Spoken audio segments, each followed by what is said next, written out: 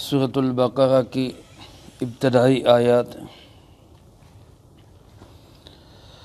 الحمدللہ وکفی والسلام علی عبادہ الذین اصطفی، خصوصاً علی سید الرسل وخاتم الانبیاء وعلی آلہ واصحابہ الاتقیاء۔ اما بعد فاعوذ باللہ من الشیطان الرجیم، بسم اللہ الرحمن الرحیم۔ الف لام میم، ذالک الکتاب لا ریب فیہ ھدی للمتقین۔ الف لام میم یہ حروف مقطعات میں سے ہیں، ان کی مراد کو اللہ پاک ہی بہتر جانتے ہیں۔ ذالک الکتاب، وہ کتاب ایسی ہے، لا ریب فیہ، کہ جس میں کوئی شک نہیں، ھدی للمتقین، وہ ہدایت ہے پرہیزگاروں کے لیے۔ الف لام میم، ان حروف کو حروف مقطعات کہا جاتا ہے۔ مقطعات کا معنی وہ حروف جو جدا جدا کر کے پڑھے جاتے ہیں، الگ الگ کر کے۔ یہ 29 سورتوں کے شروع میں 14 حروف ہے جو اس طرح آئے ہیں، کہیں الف لام میم ہے، کہیں الف لام را ہے، کہیں حا میم ہے، کہیں قاف نون وغیرہ۔ ان کو کہا جاتا ہے حروف مقطعات، الگ الگ کر کے پڑھے جانے والے حروف۔ جس طرح ہمارے اردو میں بھی بعض ناموں کی جگہ صرف نام کا پہلا حرف لے لیا جاتا ہے۔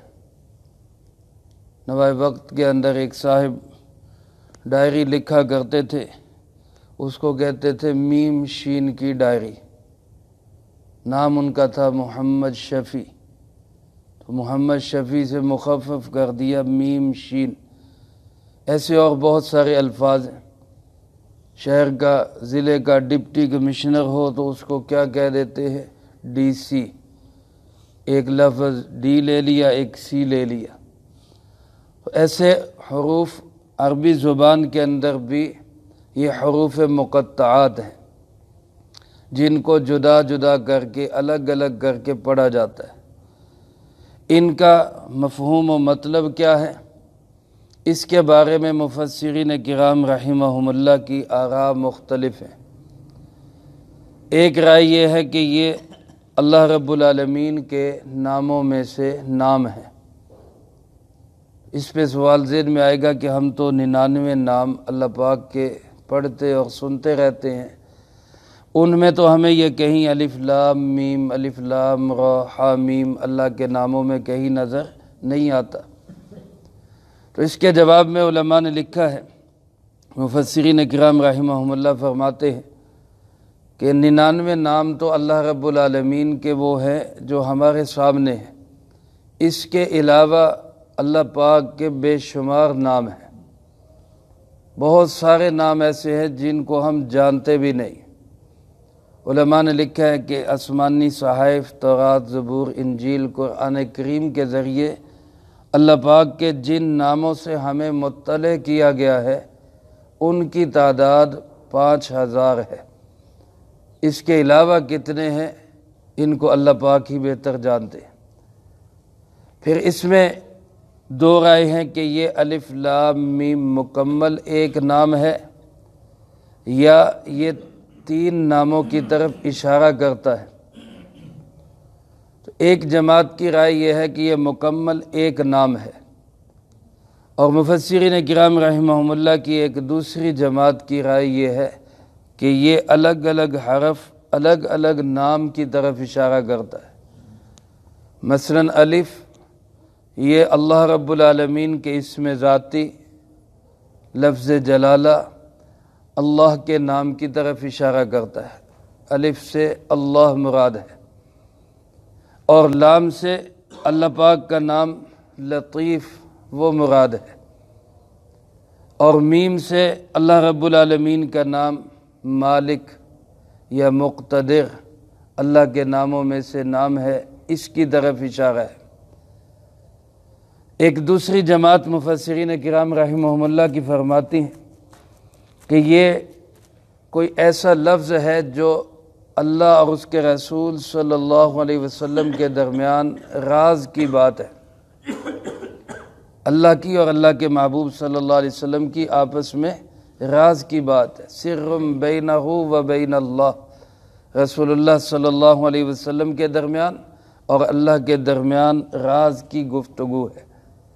تو جو راز کی بات ہے، جو پوشیدہ بات ہے، اس کو کھولنے کی ہمیں بھی ضرورت نہیں ہے۔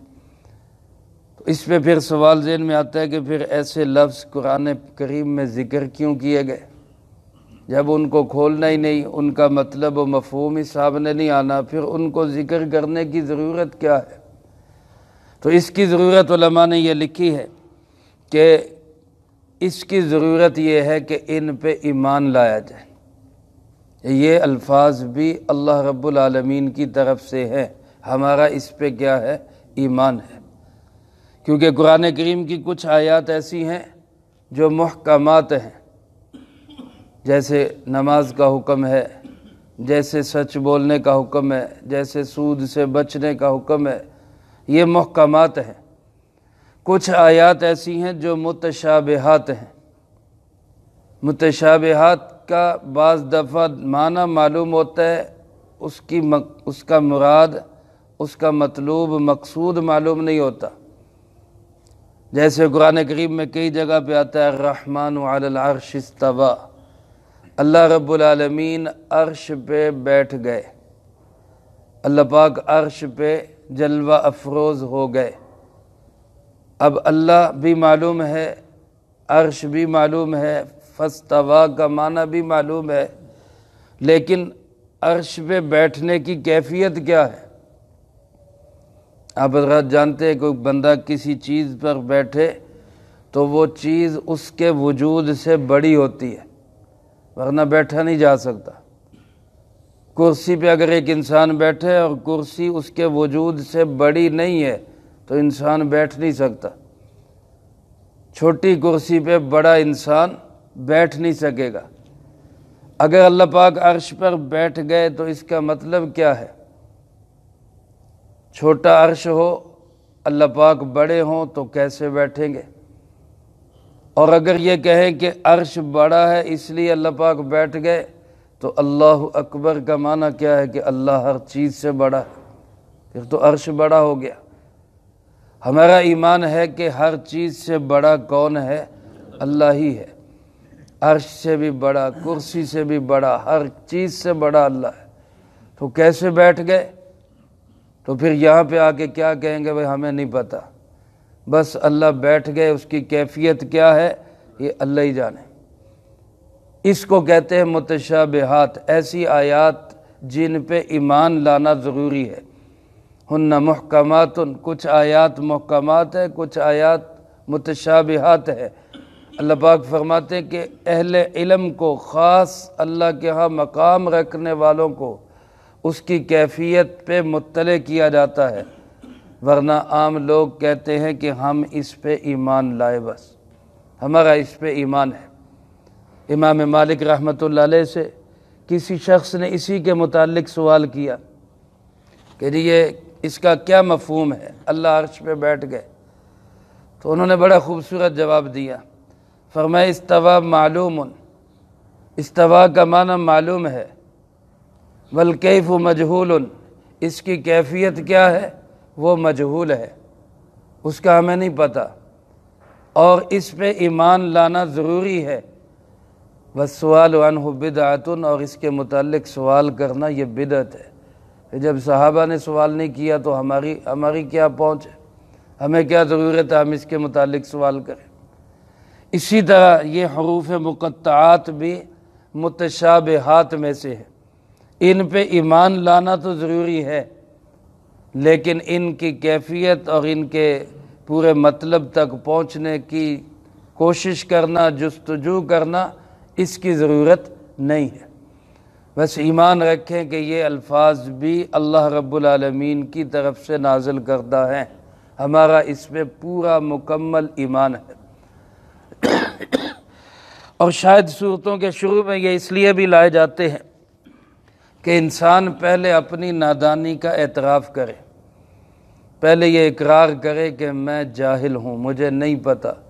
اس کے بعد قرآن کریم کو کھولے گا تو قرآن کریم اس کے دل کے بند تالوں کو بھی کھول دے گا، اس کے دل کے بند دروازے بھی کھلیں گے، ہدایت کا نور اس کے دل میں داخل ہوگا۔ لیکن اگر ایک بندے کے دل دماغ میں پہلے سے یہ خناس بیٹھا ہو، جی مجھے سب پتہ ہے، میں سب جانتا ہوں، تو پھر وہ شخص قرآن بھی کھولے گا تو اس کو ہدایت حاصل نہیں ہو۔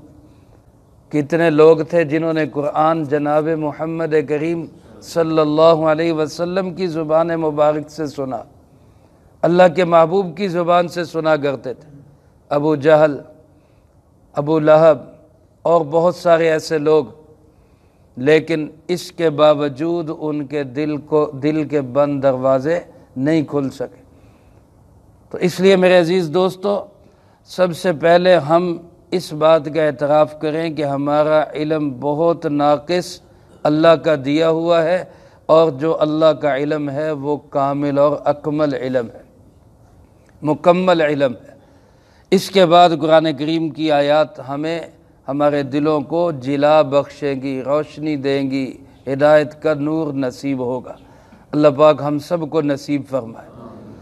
ایک حدیث پاک میں آپ صلی اللہ علیہ وسلم نے ارشاد فرمایا کہ جو شخص قرآن کریم پڑھتا ہے، اس کے ایک ایک حرف پر اللہ پاک اس کو 10 نیکیاں عطا فرماتے ہیں۔ علماء نے احادیث کی روشنی میں لکھا ہے کہ یہ 10 نیکیاں بھی عام انسان بیٹھ کر تلاوت کرے تو پھر 10 نیکیاں ملتی ہیں۔ اگر نماز کی حالت میں انسان باوضو ہو کر نماز میں بیٹھ کر اللہ کا قرآن پڑھے تو ایک ایک حرف پہ اللہ اس کو 50 نیکیاں عطا فرماتے ہیں۔ اور نماز کی حالت میں کھڑے ہو کر، باوضو ہے، نماز کی حالت میں ہے، کھڑے ہو کے اللہ کا قرآن پڑھ رہے تو ایک ایک حرف پہ اللہ پاک اس کو 100 نیکیاں عطا فرماتے ہیں۔ اور اسی میں علماء نے لکھا ہے کہ یہ صرف پڑھنے والے کے لیے نہیں، سننے والے کے لیے بھی اتنی ہی نیکیاں ہیں، جتنی پڑھنے والے کے لیے ہیں اتنی ہی سننے والے کے لیے بھی۔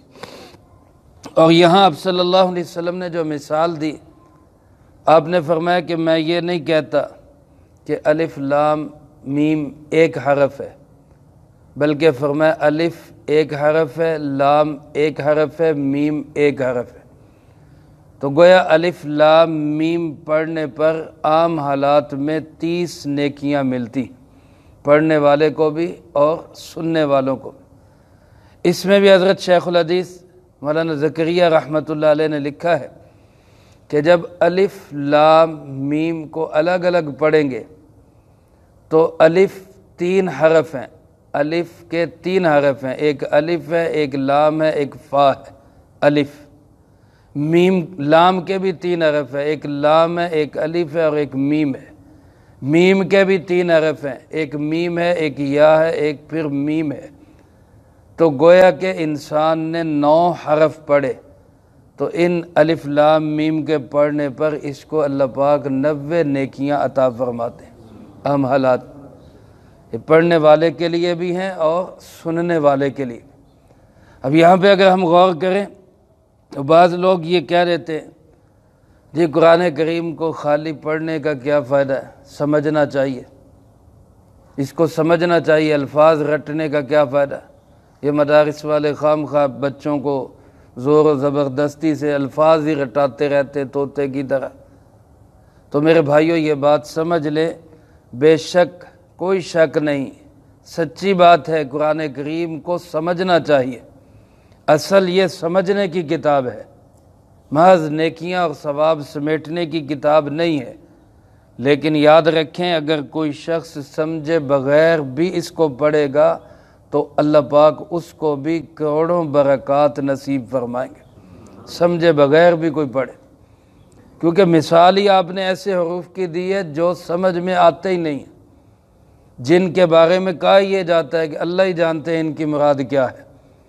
ایسے حروف سے آپ نے مثال دے کر گویا سمجھا دیا کہ سمجھے بغیر بھی پڑھے گا تب بھی بے شمار نیکیاں سمیٹ کر جائے گا۔ تو ایک حافظ یا ایک ناظرہ خوان اگر صرف حروف کو پڑھتا ہے، صرف رٹتا ہے، یاد کرتا ہے، تو اس کا پڑھنا، اس کا یاد کرنا یہ بھی ڈھیروں منافع سمیٹنے کی بات ہے، بہت ساری نیکیاں سمیٹنے کی بات ہے۔ اس لیے خالی تلاوت بھی نفع سے خالی نہیں۔ امام احمد ابن حنبل رحمۃ اللہ علیہ اونچے درجے کے فقیہ اور محدث ہے، چاروں اماموں میں سے ایک امام ہے امام احمد ابن حنبل رحمۃ اللہ علیہ۔ کئی دفعہ خواب کے اندر اللہ پاک کا دیدار نصیب ہوا ہے۔ اللہ پاک ہم سب کو یہ سعادت نصیب فرمائے۔ تو اللہ پاک سے پوچھا ایک موقع پر، اللہ آپ کا قرب حاصل کرنے کا بالکل آسان سا طریقہ کون سا ہے؟ اللہ آپ کے قریب ہونا ہو، بندے نے آپ کا قرب حاصل کرنا ہو تو کیا کرے؟ تو اللہ پاک نے ارشاد فرمایا کہ میری کتاب کو پڑھے، قرآن کریم کو پڑھے۔ قرآن کریم کی تلاوت سے اللہ کا قرب نصیب ہوگا۔ پھر پوچھا کہ بفہمن او بلا فہمن، سمجھ کے پڑھے یا بغیر سمجھے پڑھے؟ تو اللہ پاک نے فرمایا بفہمن او بلا فہمن، کوئی سمجھ کے پڑھے گا تب بھی قرب ملے گا، کوئی بلا سمجھے پڑھے گا تب بھی اللہ کا قرب ملے گا۔ اس لیے قرآن کریم کی تلاوت کرنا یہ بہت سارے منافع کو سمیٹنے والی بات ہے۔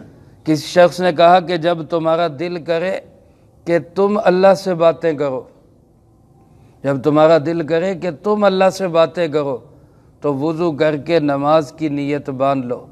نماز پڑھنا ایسے ہے جیسے تم اللہ سے باتیں کر رہے، اور جب تمہارا دل کرے کہ اللہ مجھ سے باتیں کرے تو پھر وضو کر کے باادب ہو کے قرآن کی تلاوت شروع کر دو۔ قرآن پاک پڑھنا ایسے ہے جیسے اللہ تم سے باتیں کر رہا ہے۔ اللہ پاک ہم سب کو یہ ذوق و شوق نصیب فرمائے۔